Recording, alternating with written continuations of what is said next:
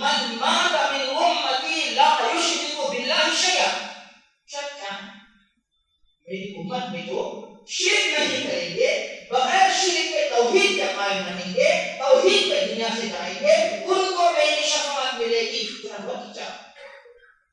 پہلے حدیث میں حوض کوثر پہ بہت سارے امتی بن کر آئے، یہاں پر نبی فرماتے ہیں میری امت میں شرک نہیں کرنے والے، امت محمد میں شرک کرنے والے کیسے ہوں گے؟ یعنی وہ لوگ لیبل تو امت محمدیہ کا رکھیں گے، مسلمان ہونے کا لیبل لگائیں گے، لیکن ان کے پاس شرک ہوگا۔ اور کیا شرک؟ کیا بدعت کی چیزیں اس امت میں نہیں پائی جاتی؟ اب دیکھیے محرم میں نعوذ باللہ محرم سفر میں شادی خانے خالی پڑے، شادی نہیں ہوتی کیونکہ ان دونوں مہینوں کو منحوس سمجھتے ہیں نعوذ باللہ۔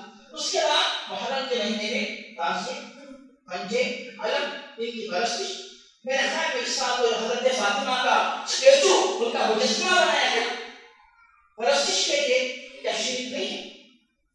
اور پھر نبی کریم کی سنت پر عمل کرنے کے بجائے نبی کریم کے نام سے بیلات منانا۔ اس کے بعد جب ربیع الثانی کا مہینہ آتا ہے تو 11 تاریخ کو 11ویں شیخ جیلانی کی رضامندی حاصل کرنے کے لیے ان کے لیے جانوروں کو ذبح کرنا۔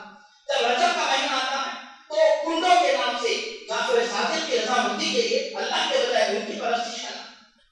اس کے بعد شعبان میں بتوں کی، آپ دیکھیں ہر مہینے میں شرک یا بدعت، شرک بدعت سب چیزیں نظر آتی ہے، لیکن کس کے نام سے؟